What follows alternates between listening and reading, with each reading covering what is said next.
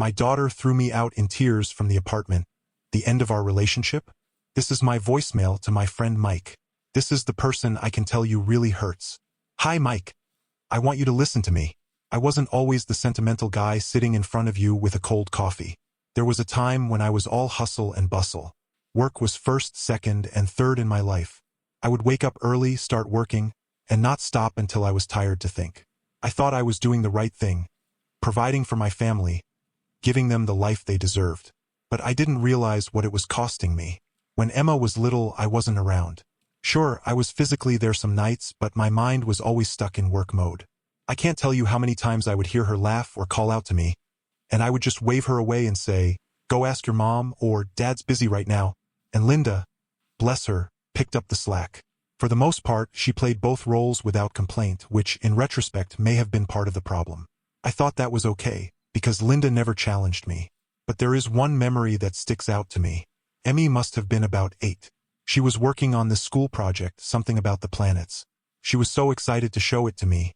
She came running into my office one night carrying a big poster covered in construction paper and glitter. So much glitter it's a wonder I didn't go crazy. But instead of looking at it, I just looked up and said, "Wow, that's great, honey," and then went back to my laptop.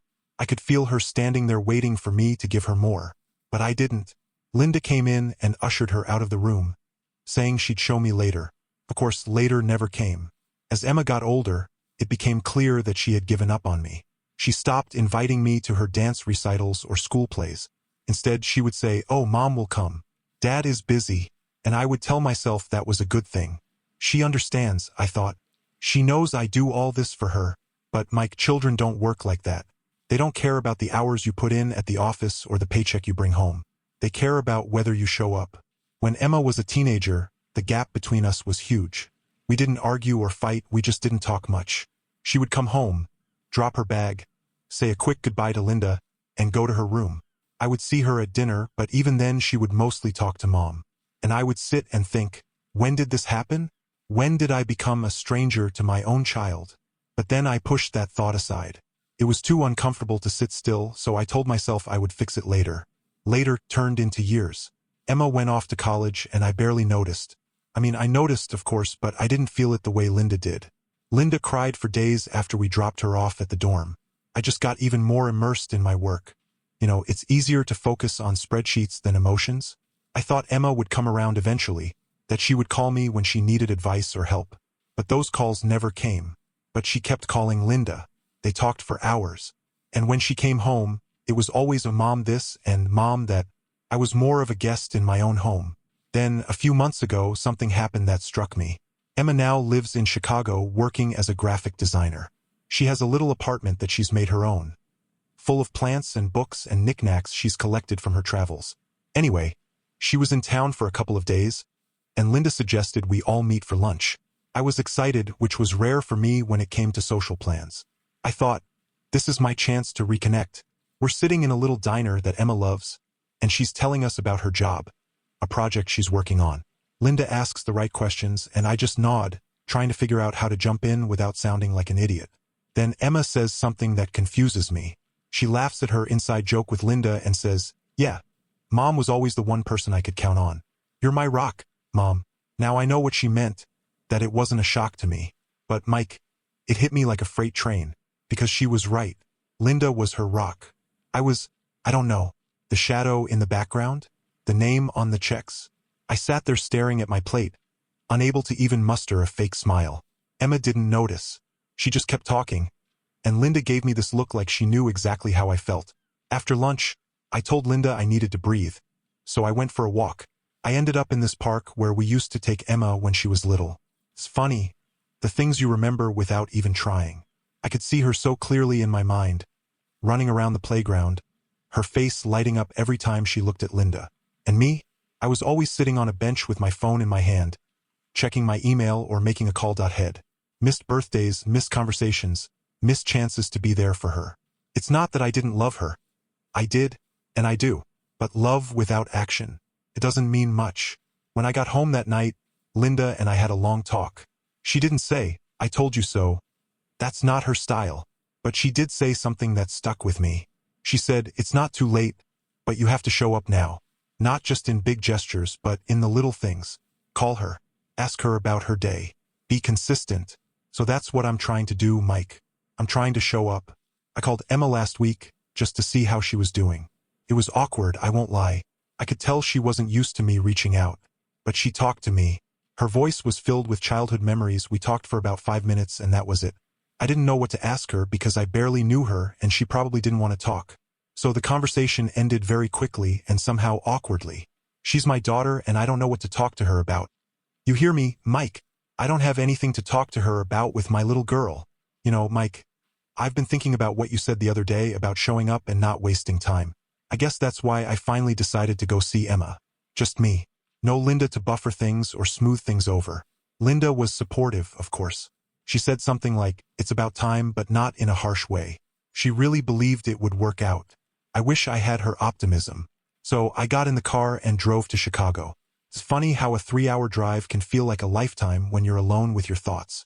I kept replaying every mistake, every missed opportunity, every moment I chose work over my family. By the time I got to Emma's building, I wasn't sure I could even go through with it. But I'd come this far, right? No turning back now. She was surprised to see me. Not in a bad way, but more like she didn't know what to make of it. I'd never just shown up like this before. I told her I wanted to talk. Just the two of us. And she hesitated but eventually let me in. Her apartment was exactly what I'd pictured. Cozy, full of plants, books everywhere. It's clear she's built herself a life.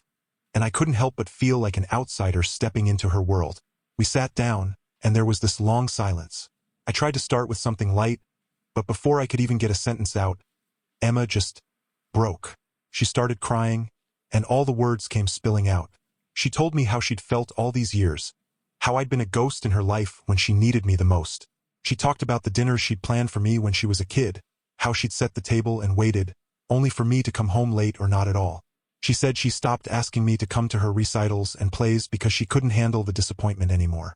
She told me about the big moments I missed, her first heartbreak, her struggles in college, the times she felt like the world was falling apart and she had no one to turn to.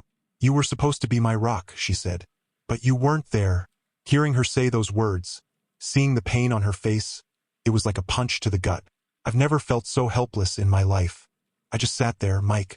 I didn't know what to say. What could I say? She was right. Everything she said was true. I'd failed her in so many ways, and there was no excuse for it. She kept going, tears streaming down her face, and I wanted to reach out, to comfort her. But it felt like there was this invisible wall between us.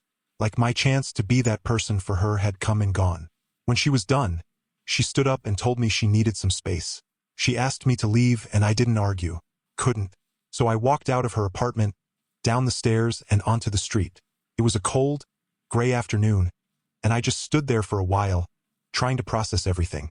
People walked past me, busy with their lives, and I felt completely alone. For the first time, I truly understood the weight of what I'd done, or rather, what I hadn't done. I don't know if Emma will ever forgive me. I don't even know if I deserve her forgiveness.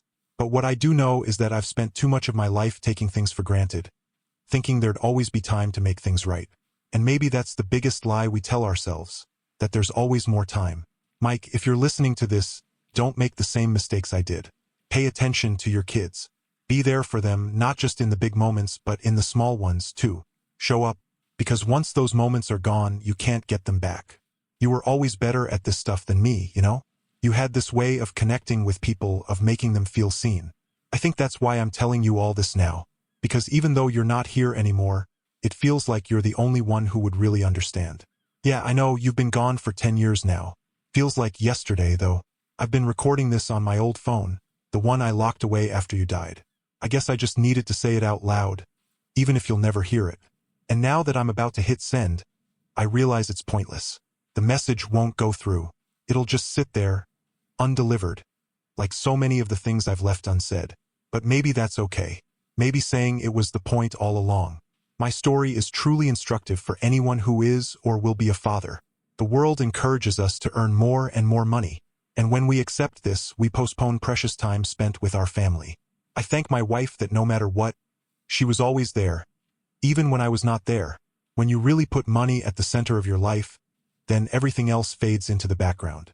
Family, God, relationships with friends, All this fades into the background when you put money, fame, praise at the center.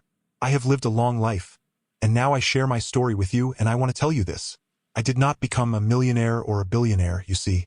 I live in the same house where I lived, and I drive not a new car, but a car that is more than 7 years old. I do not have a successful business. I work at a job. I do not have all this, but most importantly, I do not have a relationship with God and with my family, and this is the most important thing that can be. Set your life priorities correctly so you don't regret it later.